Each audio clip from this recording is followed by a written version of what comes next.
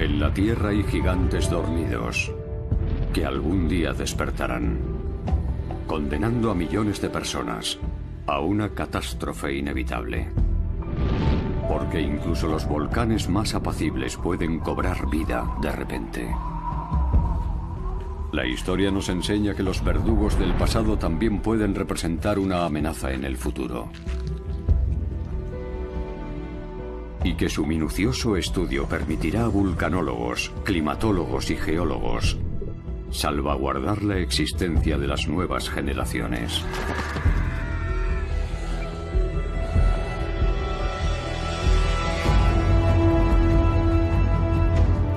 Son a la vez la bella y la bestia. Su explosivo temperamento aún es un misterio. Predecir una erupción no siempre es posible. Y habrá víctimas. El poder de los volcanes. Años sin verano.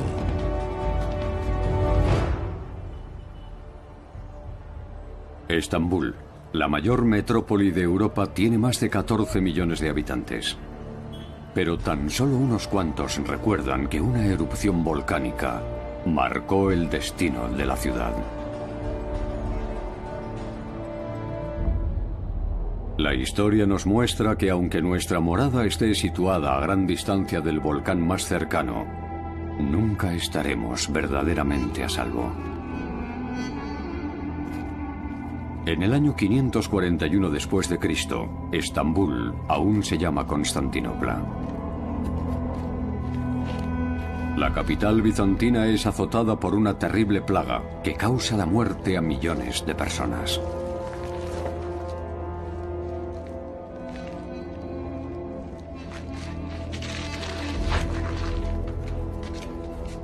La impotencia y la desesperación inundan la corte del emperador Justiniano.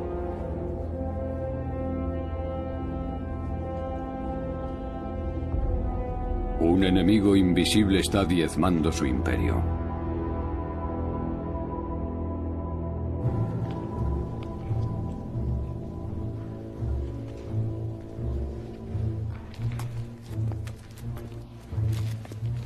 Majestad, el aire está envenenado y la pestilencia ha invadido la ciudad.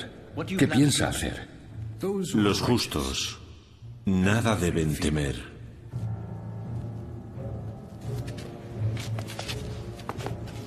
Entonces pregunte al cielo, ¿cuál es nuestro pecado? La ciudad está llena de cadáveres. ¿Por qué razón?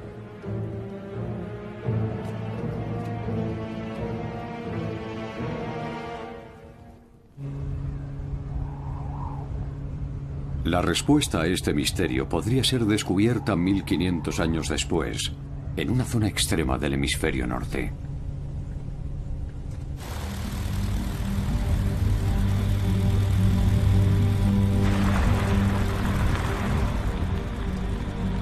Un equipo internacional de investigación ha viajado a Groenlandia para intentar descubrir la composición de la atmósfera de aquella remota época. Johannes Freytag, del Instituto Alfred Wegener, espera extraer del hielo información vital sobre las variaciones climáticas de los últimos milenios. ¿Cómo estás? Lo que busca son cambios repentinos. Groenlandia es una tierra inhóspita cuya temperatura, incluso en verano, puede descender hasta los 18 grados bajo cero. Pero es el lugar perfecto para extraer los llamados testigos de hielo. 100.000 años de historia climática permanecen congelados en una capa de hielo de apenas 500 metros de profundidad.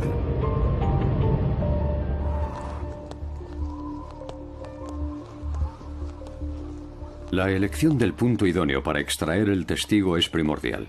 Si la capa superior presenta anomalías, será preciso buscar otro. La cubierta de nieve fundida llega hasta aquí. Todo lo que está por encima es nieve, que tras licuarse el verano pasado se volvió a congelar. Esta línea marca el comienzo del hielo macizo. Las finas capas de hielo son como los anillos de crecimiento de un árbol. Y su extracción es una tarea delicada. Cada medio centímetro equivale aproximadamente a un año, lo que permite a los investigadores viajar hacia el pasado. Un descenso temporal que exige frecuentes interrupciones, ya que si el taladro se calienta, fundirá el hielo. La última extracción corresponde a la época de la plaga. ¿Ofrecerá alguna indicación sobre el origen de la enfermedad?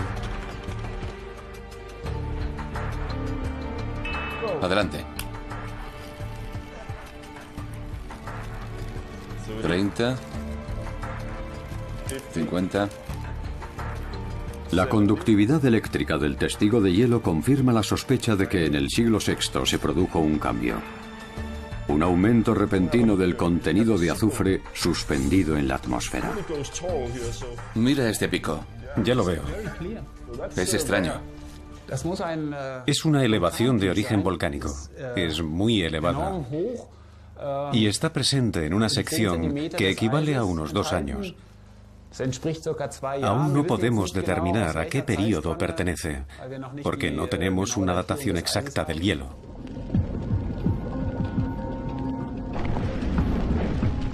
Los volcanes se alimentan del núcleo ardiente de la Tierra.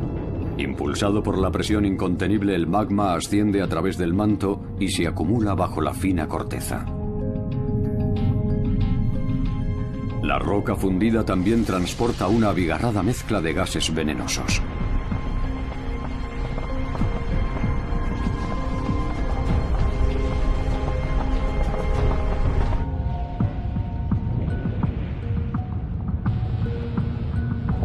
¿Podría estar relacionada la misteriosa epidemia con la erupción de un volcán? Antes de que Constantinopla fuese atacada por la plaga, el cielo se oscureció.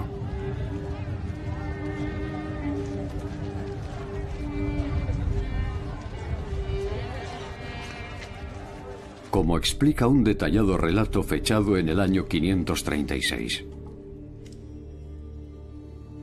Desde hace meses, el sol brilla débilmente, incluso en verano.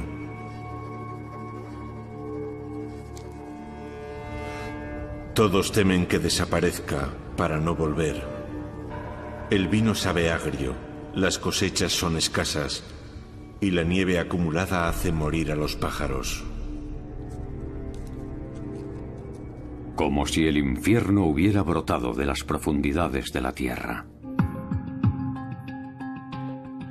El historiador Misha Mayer de la Universidad de Tubinga piensa que estas escalofriantes crónicas reflejan el pensamiento popular de aquella turbulenta época.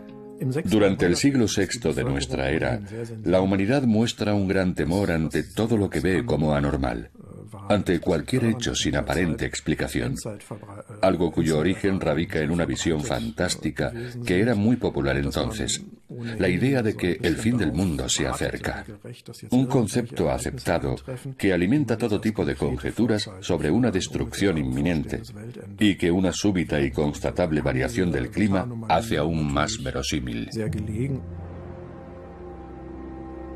Los sabios han predicho que el fin del mundo llegará a principios del siglo VI. Y cualquier alteración es vista como una señal del advenimiento del juicio final.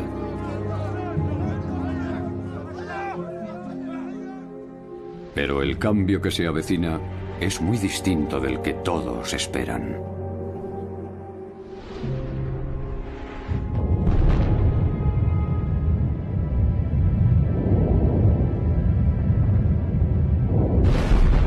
Existen testimonios de una catástrofe casi olvidada. Pero su causa es un misterio indescifrable.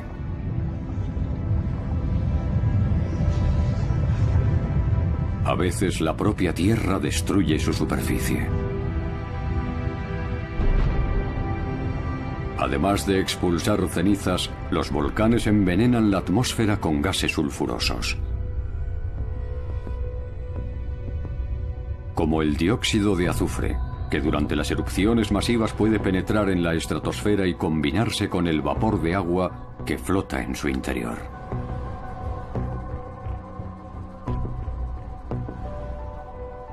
Las minúsculas gotas de ácido sulfúrico recién formadas se agrupan en nubes que reflejan la radiación solar. Un fenómeno que provocó un desastre planetario a principios del siglo XIX tras el brusco despertar en 1815 del volcán indonesio Tambora.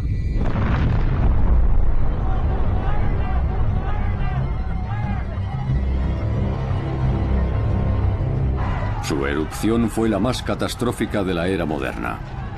Sus cenizas y flujos piroclásticos mataron casi al instante a más de 10.000 personas. Y su mortífera nube sulfurosa invadió los cielos de toda la Tierra. Las noticias de la explosión del Tambora llegaron a Europa, pero muy pronto las consecuencias de aquella terrible erupción fueron visibles a simple vista.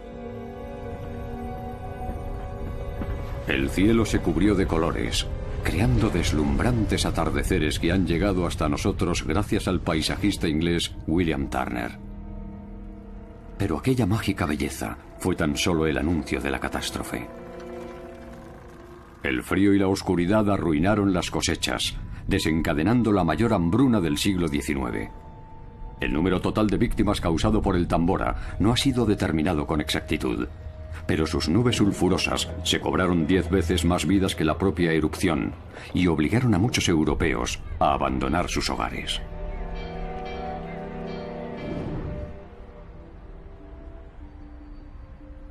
Los testigos de hielo extraídos en Groenlandia son trasladados al Instituto Alfred Wegener de Bremerhaven.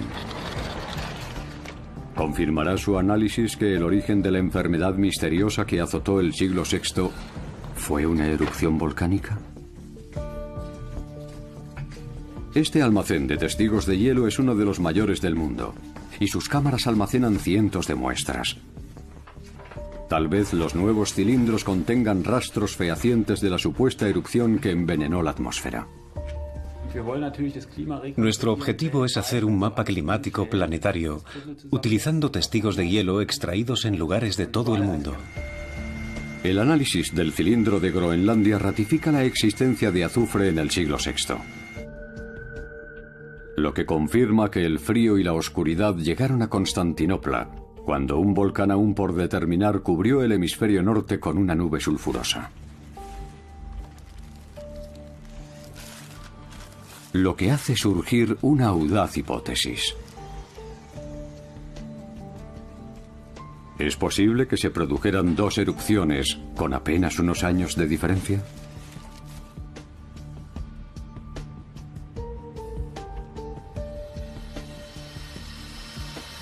Los análisis del laboratorio muestran que tan solo unos centímetros más abajo existen nuevos rastros de azufre, lo que prueba que un segundo volcán envenenó el clima pocos años después del primero. El comienzo de la epidemia está fechado después de esta segunda erupción.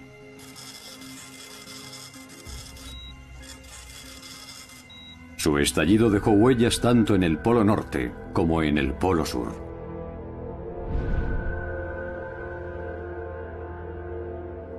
Lo que implica que el volcán debía encontrarse entre ambos, en algún punto cercano al Ecuador.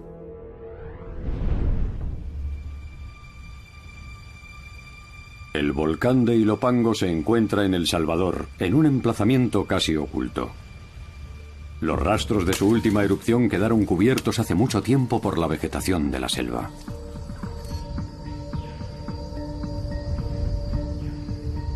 Robert Doll, de la Universidad Tejana de Austin, es un ferviente estudioso de los ecosistemas del pasado. Está convencido de que el Ilopango es el responsable del caos climático del siglo VI y está buscando pruebas que confirmen su teoría. El volcán es el propio lago. Lo que vemos aquí es el contorno de un área que entró en erupción en su totalidad cuando el volcán despertó hace 1500 años. La lava no fue expulsada por una sola chimenea, sino por múltiples orificios, por lo que todo el material incandescente fue expulsado a la vez. La descomunal erupción del Ilopango enterró toda la región circundante bajo una capa de cenizas de varios metros. La ceniza volcánica no tiene mucho en común con la ceniza normal. Es roca pulverizada, que tras ser atomizada por la fuerza de la explosión, terminó convertida en polvo.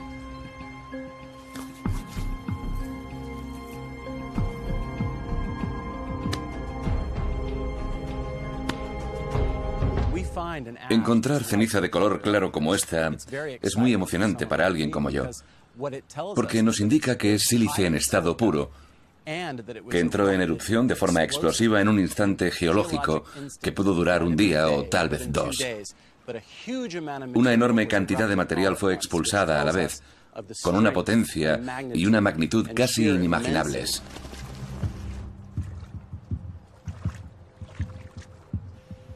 Robert Dahl intenta reconstruir con exactitud lo que sucedió durante la erupción, interpretando huellas geológicas invisibles para la mayoría de nosotros.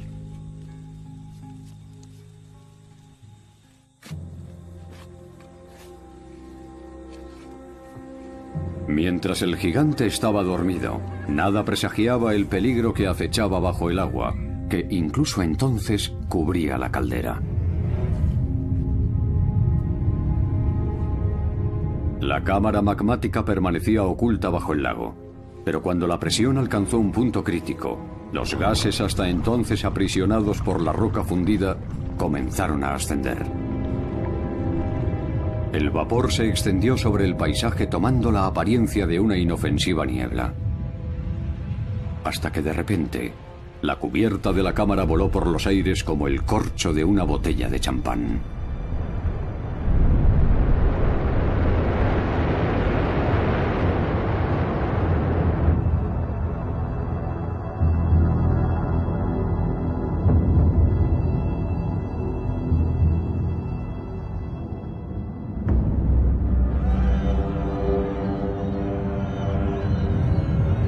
Al desplomarse sobre sí misma, la columna eruptiva generó una colada piroclástica, cuyas ardientes nubes de ceniza, a más de 700 grados centígrados, destruyeron cuanto encontraron a su paso. Tras desbordar la caldera, enormes avalanchas cubrieron los valles e incluso las montañas. Según los cálculos elaborados por los geólogos que han estudiado a fondo esta zona, sus nubes llegaron a alcanzar alturas de hasta 1500 metros. Nadie puede escapar de un flujo piroclástico. Por mucho que lo intentes, no podrás escapar, ni tampoco protegerte. Tu único destino es la muerte.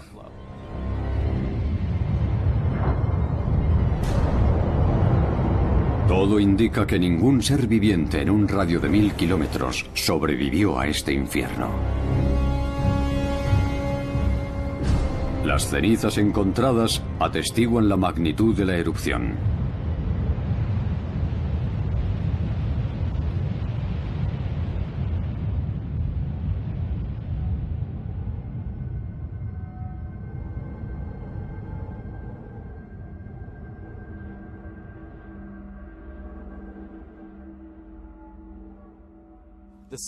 Para calcular su potencia y alcance, debemos examinar su grosor en el contorno del cráter e irnos alejando cada vez más. Cuantas más mediciones tengamos, más preciso será el diagnóstico de la magnitud de la erupción. La exploración submarina ha adquirido una importancia crucial en el estudio de los volcanes. A bordo del Meteor, un equipo del Instituto Geomar de Kiel se dispone a perforar el suelo marino en aguas de Cabo Verde.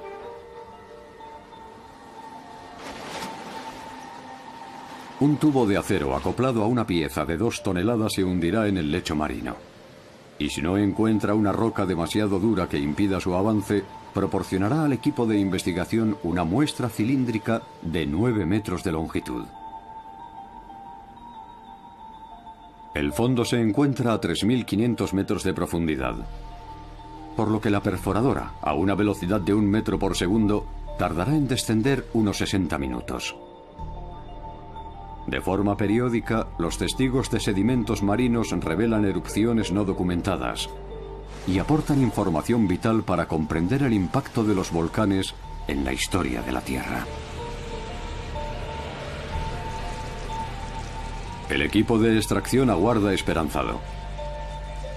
Y por fin, a las 8 de la mañana, descubren que la poderosa herramienta ha cumplido su objetivo.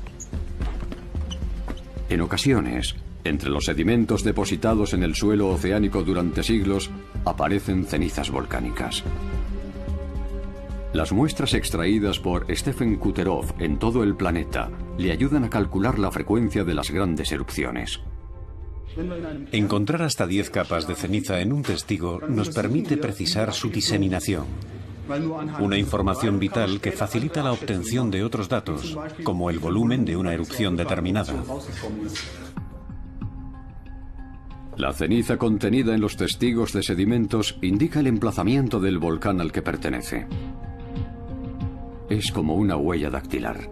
Cada volcán y cada erupción son únicos.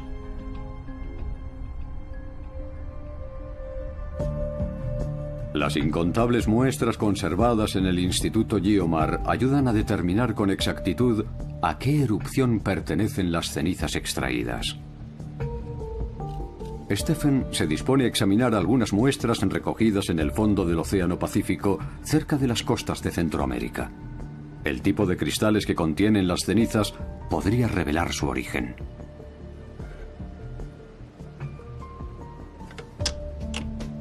El análisis confirma sus sospechas. Las cenizas fueron eyectadas durante la última gran erupción del volcán de Ilopango.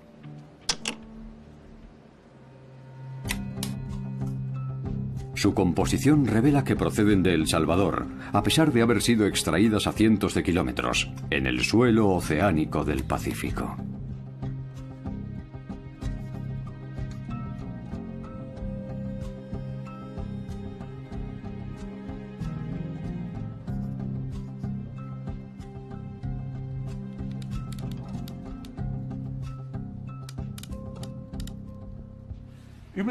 Podemos afirmar que las nuevas cenizas que hemos encontrado en el fondo marino pertenecen a la erupción del volcán de Ilopango,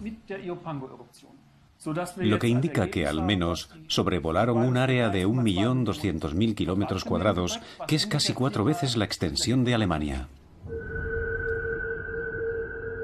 Unos datos que demuestran que la erupción del Ilopango catapultó más cenizas y gases a la atmósfera que ningún otro volcán en los últimos 2000 años.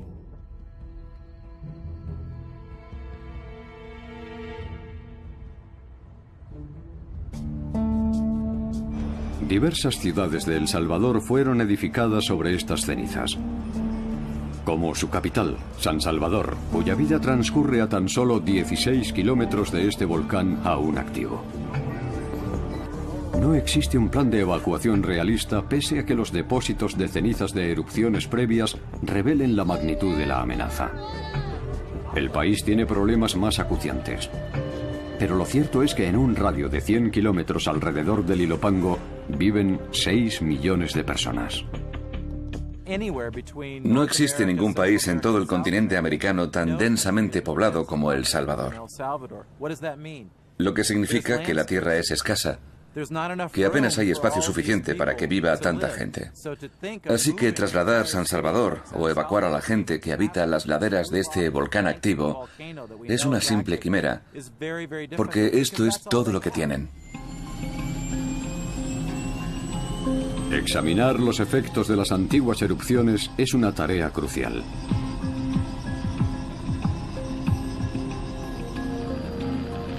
Robert Doll va a inspeccionar el área que rodea el lago del cráter, donde espera encontrar indicios concluyentes de la última gran erupción. La dispersión de las cenizas permitirá delimitar las zonas más expuestas y peligrosas.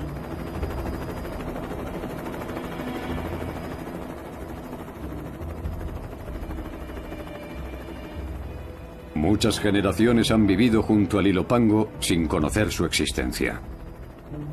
Ha estado dormido durante muchos siglos y sus erupciones forman parte del pasado.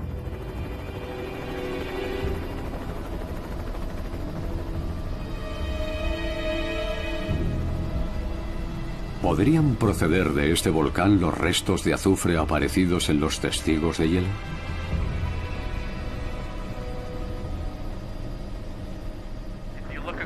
Al sobrevolar estos verdes valles, vemos una gran extensión bastante llana. Una zona muy fértil, ya que los materiales volcánicos depositados a lo largo de miles de años han creado un sustrato perfecto para la agricultura, lo que explica la devoción que sienten sus pobladores por esta región.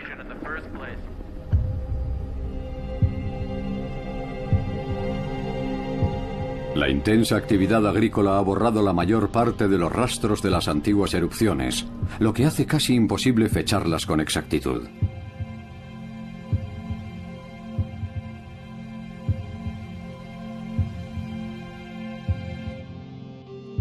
La ceniza volcánica está compuesta por materiales inorgánicos, como piedra o cristal. Calcular su edad es una tarea imposible, lo que obliga a Robert Dole a buscar restos de seres vivos que murieran durante la erupción. La suerte está de su parte. Dole encuentra una rama de madera carbonizada. La falta de oxígeno impidió que ardiera por completo, lo que permitirá determinar el momento exacto de la erupción. Es como una cápsula del tiempo que muestra el instante exacto en el que fue aprisionada por la ceniza. No importa que el fragmento encontrado sea de pequeño tamaño o un gran tronco. Cualquier pedazo de madera hallado entre las cenizas nos permitirá viajar hasta el preciso momento en que se produjo la erupción. Por eso se quemó. Por esas cenizas venían calientes. Para Robert Dole y sus colegas representa un gran hallazgo, porque la madera contiene sustancias químicas que van descomponiéndose con el paso de los años, lo que permitirá precisar en el laboratorio la fecha de su carbonización. Hasta aquí tenemos su misma forma de antes, y si podemos ver... Gracias a estas muestras, hemos podido reducir el margen de datación de 120 años a tan solo 20 años.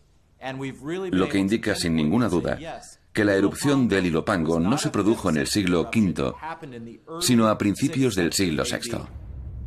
Tras la erupción, la antigua Constantinopla sufre un invierno continuo que dura ya 15 años. La plaga sigue extendiéndose y sus desesperados habitantes se aferran a la religión. El emperador Justiniano ordena que todos sus súbditos sean bautizados para aplacar la ira de Dios. Pero los enfermos y los muertos aumentan sin cesar.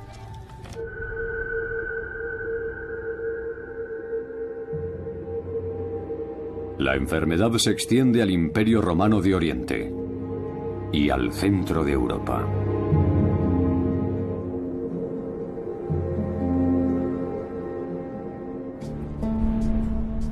La plaga alcanzó el distrito de Múnich. En el municipio de Asheim murió tanta gente en tan poco tiempo que tuvieron que enterrar varios cuerpos en cada tumba. El tiempo ha invalidado casi todos los restos, pero tal vez puedan encontrarse algunos indicios en los dientes de los cadáveres.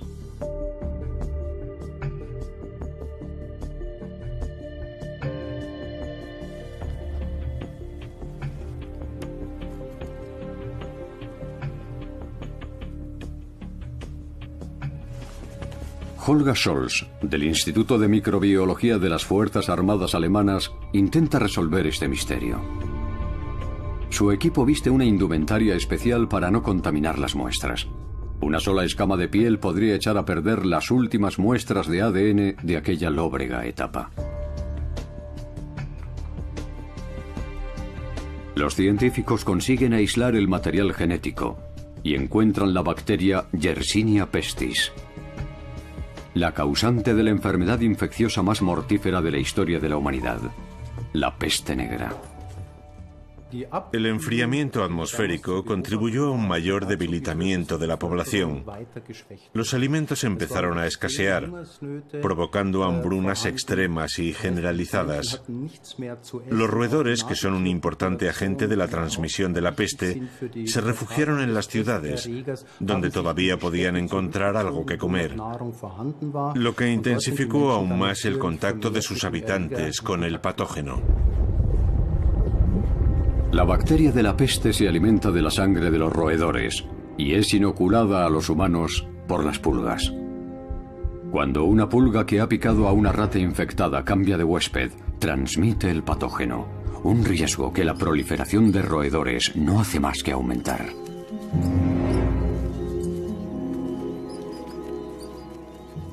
El debilitado sistema inmunológico de aquella pobre gente y la ausencia total de higiene facilitaron la transmisión de esta terrible plaga que arrebató la vida a millones de personas. Las desdichadas víctimas ignoran que el lejano Ilopango, en un continente aún por descubrir, ha modificado el clima y causado las hambrunas. La población está indefensa ante una enfermedad que puede atacar a cualquiera, sin importar su nivel de riqueza.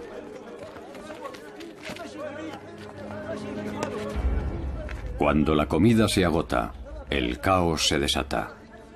Justiniano es incapaz de mantener la ley y el orden. El hecho de que el propio emperador contraiga la peste acrecienta aún más la inseguridad entre sus súbditos, que en su mayoría piensan que lo que está ocurriendo es la voluntad de Dios. Y la constatación de que Justiniano también está siendo castigado le hace perder la legitimidad y la autoridad sobre su pueblo. El emperador morirá muchos años después, tras sobrevivir a la enfermedad, que será recordada como la plaga de Justiniano.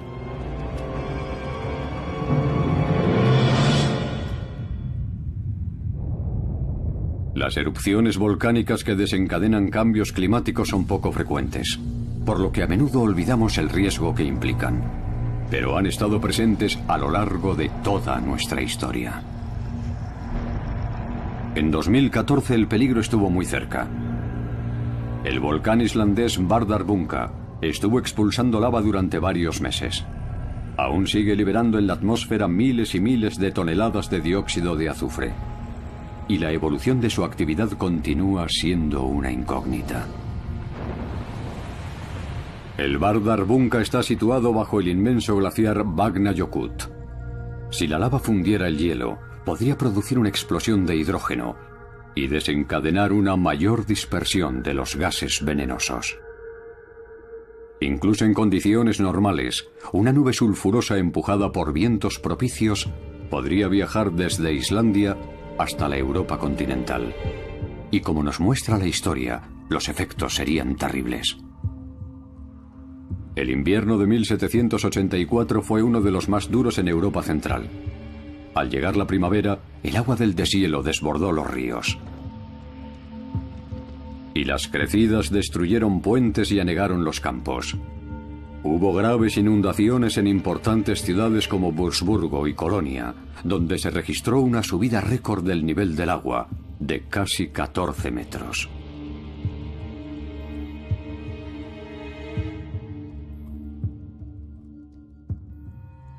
Una catástrofe causada por la irrupción en Europa de gases volcánicos. John Grattan trabaja para la Universidad de Gales y ha estudiado numerosas crónicas de la época. El 23 de junio de 1783 el mundo había cambiado. Los árboles habían perdido sus hojas y reinaba un intenso olor a azufre. El causante del desastre era el volcán islandés Laki, que tras abrir una gigantesca grieta, comenzó a expulsar más de 6.000 metros cúbicos de lava por segundo. En 8 meses, liberó unos 120 millones de toneladas de dióxido de azufre, que empujadas por el viento alcanzaron la Europa continental. Las sobrecogedoras crónicas locales cuentan que la gente respiraba con dificultad en aquella atmósfera sofocante y que muchos sufrían palpitaciones y fiebre, violentos brotes de diarrea, hemorragias. Incluso hay teorías de que la erupción del Laki fue uno de los detonantes de la Revolución Francesa. Desde entonces el Laki ha permanecido dormido. ¿Pero qué pasaría si volviera a despertar? La polución atmosférica es cada vez mayor. Según algunos cálculos, las partículas en suspensión causan cada año la muerte prematura de 430.000 europeos. La industria y el tráfico contaminan el entorno emitiendo dióxido de carbono. y una ingente cantidad de partículas microscópicas que flotan en el aire. Una nueva oleada de gases procedentes del Laki aumentaría la toxicidad de la atmósfera y elevaría el ratio anual de muertes prematuras en 140.000. La misión de la Oficina Federal Alemana de Protección y Asistencia en Desastres es prestar ayuda rápida en situaciones de crisis.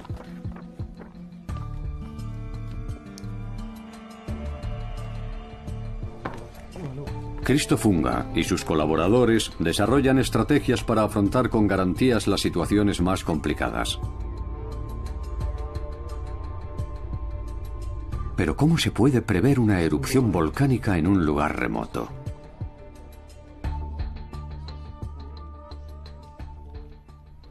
Siento confesar que aún no estamos preparados para hacer frente a nubes de gases o partículas aéreas que pudieran llegar a nuestro país. Las situaciones que hoy consideramos extremas serían habituales en un invierno volcánico. Una violenta ola de frío podría tener efectos devastadores, como ya demostró la inmensa tormenta que en 2005 convirtió la llanura de Münster en un paisaje helado. El peso de la nieve provocó un corte en el suministro eléctrico que afectó a 250.000 personas y tardó varios días en restablecerse. Al tratarse de un espacio rural, los daños fueron menores, pero un apagón semejante en una zona más poblada sería desastroso. No habría radio, ni televisión, ni ordenadores, ni dinero en efectivo, de modo que no se podría comprar nada. Sin electricidad tampoco funcionarían las estaciones de servicio o los sistemas de seguridad. Un apagón generalizado alteraría mucho nuestro modo de vida. En los últimos años, Alemania ha afrontado inundaciones y olas de frío con demasiada frecuencia. Pero los daños no han sido comparables a los causados por el Laki en el siglo XVIII. Una erupción similar incrementaría el riesgo de contraer una enfermedad infecciosa, provocando el ingreso hospitalario de hasta un 30% de la población. El sistema de salud se colapsaría al romperse la cadena de suministros. Tampoco habría suficiente personal para atender a todos los afectados, lo que ocasionaría tensiones en los centros de asistencia y graves problemas de seguridad. También tendríamos que enfrentarnos a la decisión de cómo distribuir las escasas reservas de vacunas. El impacto de un desastre así sería inmenso en todas las áreas. En la antigua Constantinopla, la suerte de sus habitantes no es muy diferente. Desconocer la causa de la enfermedad aumenta el miedo y la angustia. Y cuando la plaga se apodera de toda la ciudad, el sistema entero comienza a fallar. El pánico y el desorden invaden las calles. La civilización se tambalea. Las víctimas se multiplican. Y este acusado descenso de la población impide que se mantengan los servicios y la capacidad militar para abastecer y proteger la ciudad y el resto del país. La plaga no solo se ceba con los humildes,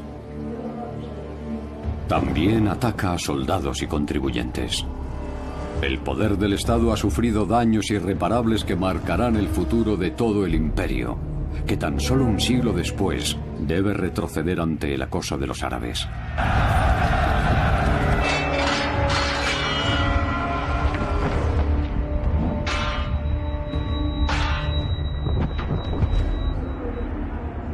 Y así fue como la erupción del Ilopango podría haber provocado el fin de la antigüedad.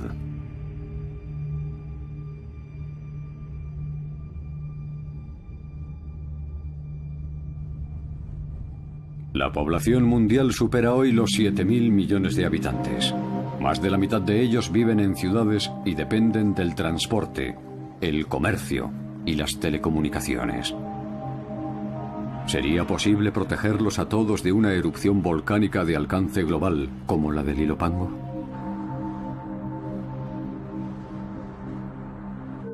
Hay unos 1.500 volcanes activos en todo el mundo, pero solo un centenar se encuentra bajo la supervisión de observatorios locales. La información sobre el resto es nula o incompleta. Pero aunque un volcán esté siendo monitorizado, no resulta fácil prevenir una erupción.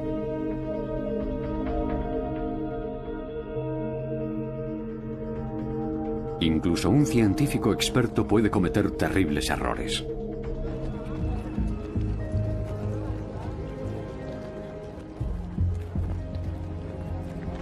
En 1993, un equipo internacional de investigación realiza mediciones en la cima del volcán Galeras.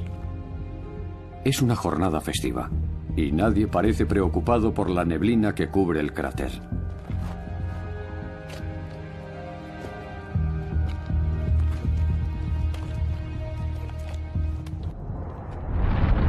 De repente, una explosión sorprende a los vulcanólogos. Rocas y nubes de polvo surcan el aire sin dar la más mínima oportunidad de escapar a los que trabajan en el interior.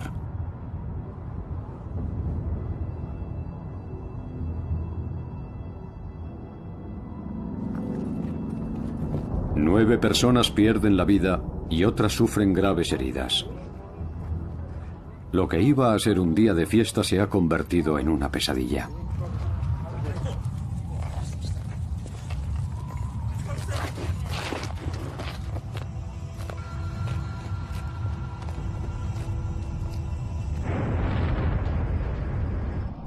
Apenas 2 meses después, una segunda erupción alcanza la estación de investigación de los científicos, considerada segura tras el primer fatídico aviso.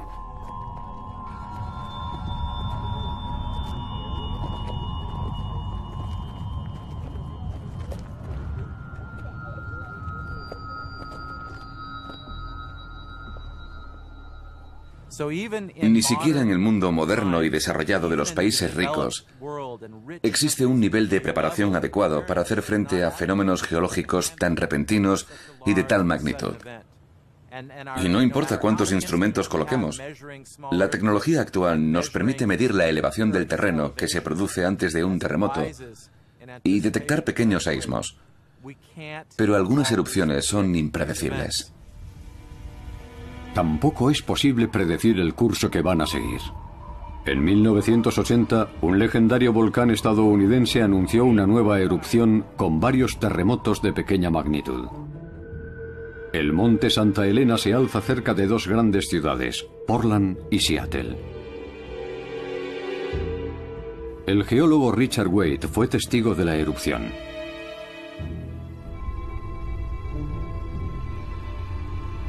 Y como muchos de sus colegas, creía saber lo que iba a pasar.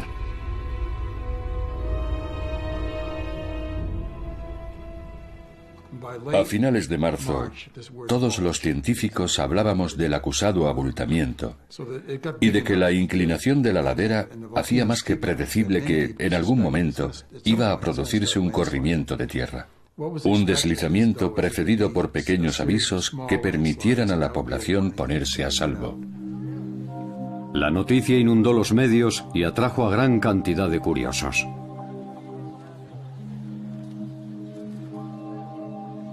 Pero el Santa Elena sorprendió a todos con una erupción catastrófica.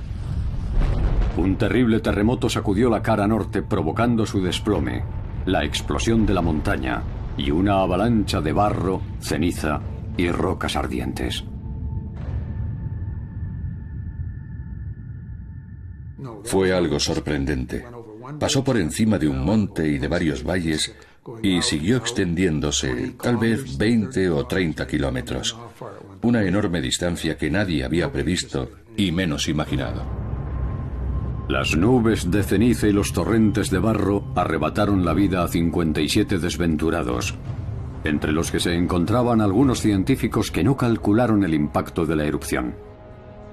El polvo lo envolvió todo. Y los 540 millones de toneladas de ceniza expulsados por el volcán cubrieron un área mayor que Holanda. Semanas después, las autoridades constataron la inmensidad del desastre. El área devastada que se extendía ante el gran cráter abierto superaba los 600 kilómetros cuadrados. Pero aún así, su erupción fue al menos 10 veces menor que la del Ilopango en el siglo VI.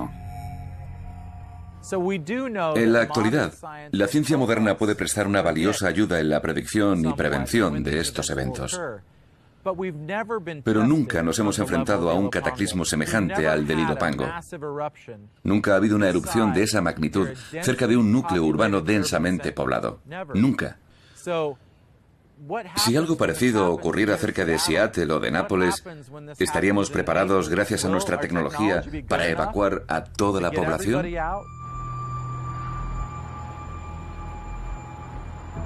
Hay al menos 67 grandes ciudades en todo el mundo situadas cerca de un volcán activo. Y cerca de 120 millones de personas que viven y trabajan a la sombra de estos gigantes. En el área metropolitana de Tokio, 37 millones de seres humanos contemplan a diario la hermosa silueta del monte Fuji. Su última gran erupción se produjo hace más de 3 siglos, lo que a nivel geológico no es más que un instante. Si volviera a rugir, sus cenizas cubrirían toda la ciudad.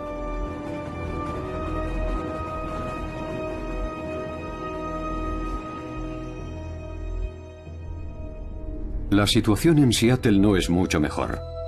El monte Rainier es un gigante dormido que podría entrar en erupción en cualquier momento.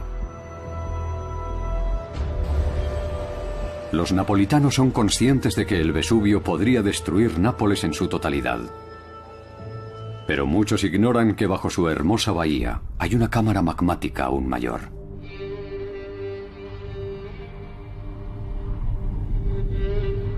Tras ser sepultada por el Soufriere Hills, Plymouth, la capital de la isla caribeña de Montserrat, ofreció una desgarradora imagen del peligro que afronta cualquier ciudad erigida a la sombra de un volcán. Aquí vivían 4.000 personas. Pero cuando Plymouth quedó enterrada bajo las cenizas, casi todos sus habitantes se marcharon. Hoy es una ciudad fantasma.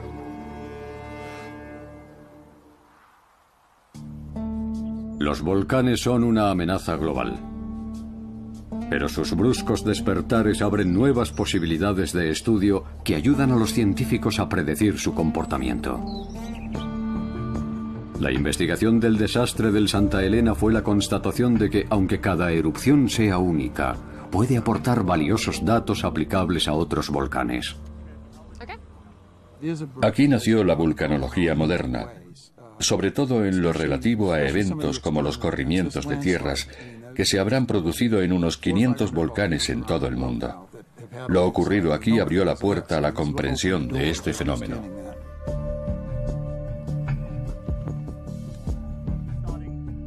Hace tan solo unos años, una joven geóloga desarrolló un sistema revolucionario que permite predecir las erupciones con mayor precisión.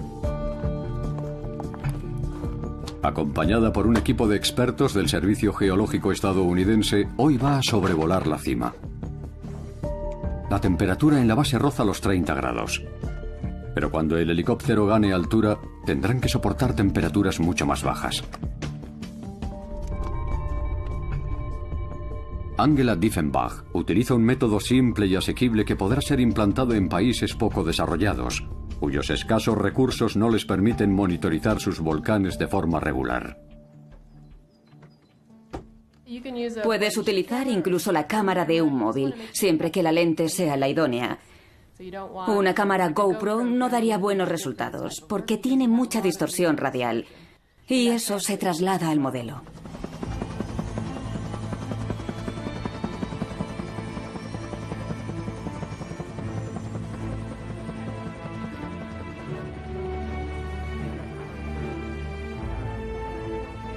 Un tapón de lava solidificada mantiene sellado el volcán, lo que eleva la presión de los gases acumulados en su interior.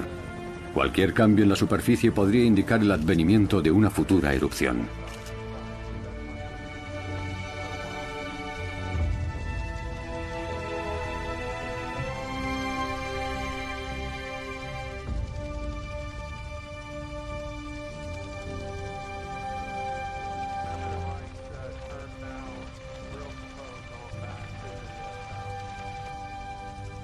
Angela toma fotografías desde diversos ángulos.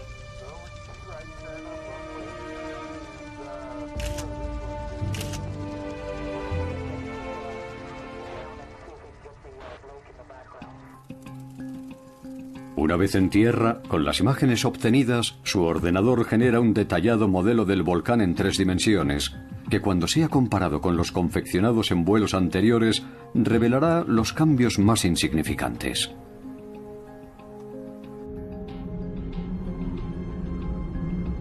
Este sistema puede ser muy útil durante el comienzo de una erupción, ya que muchas veces los primeros instantes son el mejor indicativo de su comportamiento posterior.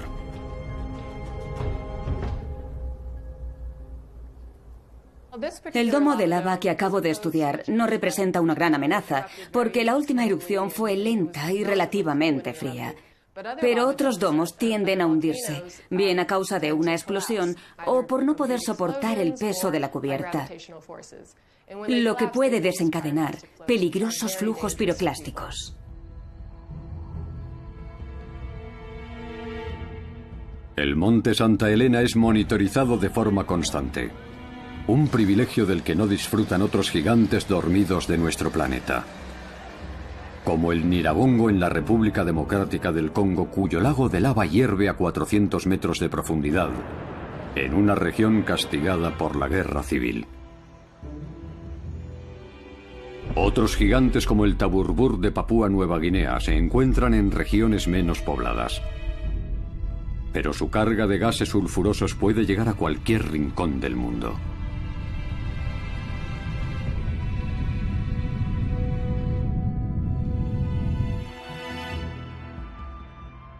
La principal virtud del sencillo método de Angela Diefenbach es que permite evaluar los riesgos.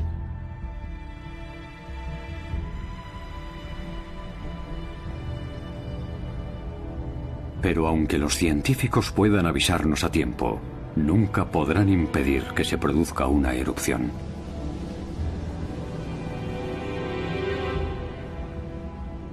Y pese a que nuestras ciudades parezcan un refugio seguro, la historia ha demostrado que a veces las apariencias engañan.